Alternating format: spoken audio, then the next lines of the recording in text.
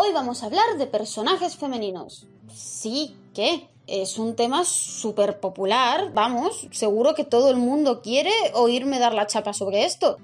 Vamos, es que yo creo que va a traerme tantas visitas como si hablara de Naruto de Black Clover, ¿verdad? Porque a la gente le encantan estos temas densitos llenos de teoría. Si es que yo creo que es lo que todos quieren ver en YouTube. Y por cierto, hoy me va a acompañar mi amigo Canfree porque ya que me voy a meter en este berenjenal, por lo menos me voy a llevar a otra joven promesa youtuber conmigo. Y por cierto, tienen su canal enlazado en la descripción, suscríbanse porque Canfree es genial.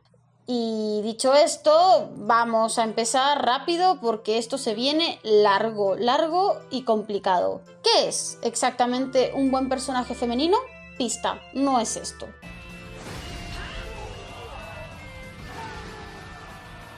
Ni esto.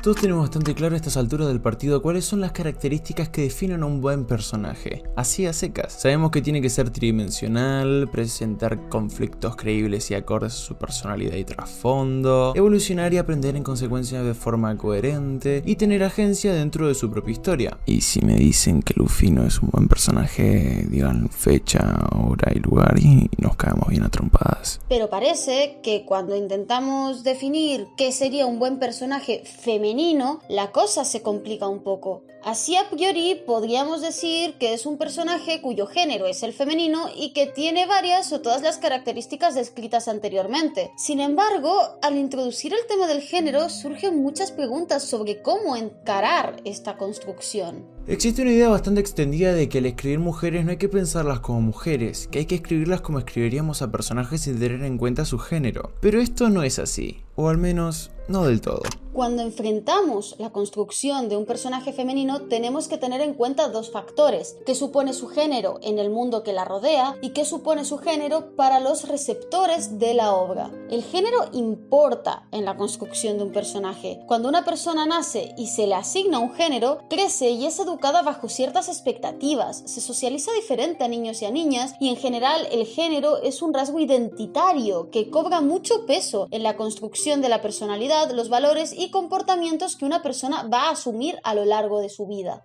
Si tenemos una obra que nos presenta una sociedad donde estas diferenciaciones de género están superadas y por tanto la socialización no es diferente entre unos y otros, entonces sí, el género puede pasar a carecer de importancia en la construcción de ese personaje. Sin embargo, su caracterización seguirá siendo importante para el espectador. Esto pasa porque aunque el mundo interno del relato carezca de los sesgos respecto al género, nosotros en este lado de la realidad sí los tenemos, porque nosotros nos proyectamos y reflejamos en estos personajes. Esto, para ponerlo en español, básicamente significa que puede que la diégesis no presente algo machista, pero nosotros vivimos en un mundo así. Este es el caso, por ejemplo, de Emma de Promised Neverland. La sociedad dentro de la obra no socializa diferente a unos niños que otros, salvo algunos detalles como el uniforme que usan. De hecho, Emma presenta un diseño un tanto andrógino, con un peinado, por ejemplo, que perfectamente podría ostentar cualquier protagonista masculino de shonen. Por eso, dentro del universo de Promised Neverland, su género no tiene ninguna importancia. En cambio, para nosotros como espectadores, su construcción de personaje en relación a su género sí tiene importancia, y mucha.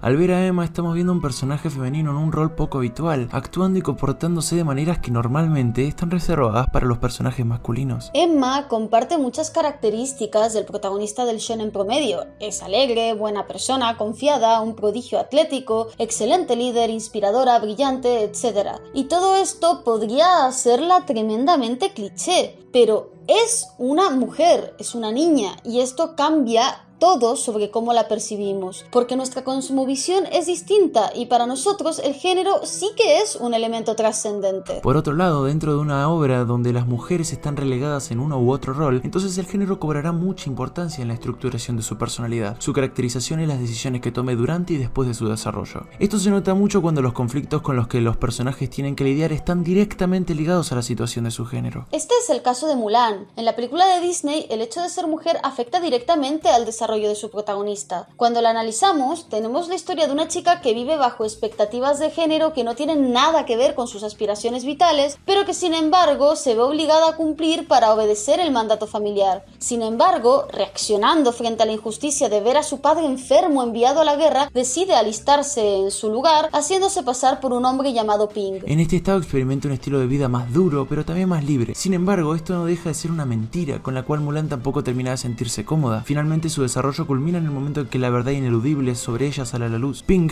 no era un hombre, era una mujer, Mulan, una mujer capaz de superar el duro entrenamiento militar, sepultar bajo una avalancha de nieve catastrófica un ejército de terribles hunos, pero es una mujer. Y es como una mujer que al saber que el enemigo no ha sido del todo reducido, se dirige a alertar a sus otrora compañeros de armas para terminar de salvar la situación. Pero lo más importante es que al hacerlo, al enfrentarse al líder de los hunos y salvar al emperador y a sus camaradas, no lo hace como la dulce hija de buena familia ni como el fiero y masculino soldado, lo hace como ella es genuinamente, un personaje que aúna en un solo ser características asociadas tanto a lo masculino como a lo femenino. De hecho, el arma que utiliza para derrotar a su enemigo es un abanico, y la estrategia que usan tanto ella como sus compañeros para infiltrarse en el palacio es precisamente vestirse con ropas de mujer. En este sentido, la obra no funcionaría si Mulan fuera un hombre, ya que perdería todo su sentido. Pero ¿qué pasa con personajes que sí viven en un mundo que asignan roles de género, pero cuyos conflictos y desarrollo no están ligados a su identidad como mujeres? Pues sí, sigue siendo importante. Personajes como Nami y Robin de One Piece demuestran esta situación. Sus conflictos no tienen que ver a primera vista mucho con el hecho de ser mujeres per se, pero su personalidad, lenguaje corporal, palabras y formas de relacionarse sí están determinadas por su género. ¿Un hombre podría cumplir el rol de Nami? En efecto, seguramente, pero no sería el mismo personaje. En general consideramos que los personajes bien escritos deben resultar proactivos, esto es, con agencia dentro de su propia historia y cuyo desarrollo sea consecuencia directa de sus actos y decisiones. Los personajes femeninos no escapan a esta realidad, aunque con frecuencia se han visto despojados de cualquier control respecto a sí mismos y a su historia, casi como si fueran marionetas que el guión mueve a su antojo para conveniencia de la misma. En los animes, por ejemplo, es muy común encontrar personajes femeninos que se enamoran del protagonista masculino en base a premisas absurdas, que no se sostienen y que terminan orbitando alrededor de este, despojadas de cualquier control sobre los acontecimientos de su futuro desarrollo. Con esto no estábamos diciendo que está mal que un personaje femenino se enamore, haga cosas por amor o se apoye y en general dependa de otros personajes. Lo que estamos diciendo es que estos deben tener cierta agencia que marque su desarrollo, por más mínimo que sea. Y bueno, esto es así hasta que no es así. Esta proactividad es exigible porque partimos en concepciones narrativas muy ligadas al viaje del héroe de Joseph Campbell y otras estructuras semejantes, en que el protagonista es el centro de su propia aventura. Sin embargo, hay casos, sobre todo asociados a narrativas más costumbristas y realistas, en que nos encontramos con personajes que, a pesar de ser mayormente reactivos, esto quiere decir que en vez de accionar la trama reaccionan a esta, están bien construidos. Por ejemplo, en la película En este rincón del mundo, la protagonista está despojada de cualquier control prácticamente sobre los acontecimientos que marcarán su vida. No decide con quién se casa, en dónde vivirá y mucho menos el atravesar o no una guerra como la Segunda Guerra Mundial. Es un personaje que vive reaccionando ante las circunstancias que su vida le pone por delante. Sin embargo, en este caso la escritura es correcta, porque esta falta de agencia está totalmente justificada por el contexto en que se desarrolla la historia y porque, dentro de su limitado campo de acción, nuestra protagonista sí actúa de forma coherente a su personalidad de desarrollo, sí toma ciertas pequeñas pero importantes decisiones y se esfuerza por encajar las piezas de su vida en el precisamente poco control sobre esta que posee, llevándola incluso a más de un momento de profunda frustración y catarsis. Otro ejemplo es el caso de Skylar White de Breaking Bad, un personaje secundario que si bien no es un personaje proactivo, la trama le pasa por encima, dejándole claras secuelas psicológicas que vemos desarrolladas en capítulos específicos que se dedican a presentar el estado en el que se ve envuelta, mostrándonos desde su visión los hechos que se cuentan en la narrativa de Breaking Bad. cómo ella se ve incapaz de hacer nada, incluso terminar con su propia vida. Esta narrativa también funciona porque ambas reciben su merecido tiempo en pantalla, lo cual serían viñetas en un manga, paneles en un cómic, párrafos en un libro, escenas en una película, etc. En el caso de En este rincón del mundo, la película ocurre totalmente centrada en el personaje, focalizada en su punto de vista. En el caso de Skyler en Breaking Bad, si bien es un personaje secundario desvinculado muchas veces de la trama principal, recibe capítulos propios que tratan su situación y que nos permiten conocer a fondo sus circunstancias y la forma en que las encara. Y es que aunque este punto, la exposición que recibe el personaje en estos casos específicos destaque mucho, es vital en cualquier tipo de narrativa. Nosotros como espectadores tenemos que poder ver los arcos de desarrollo de los personajes, acompañarlos en su historia. Si no podemos ver su desarrollo con sus altos y bajos y demás matices, poco valdrá la presencia de un personaje proactivo dentro de la obra.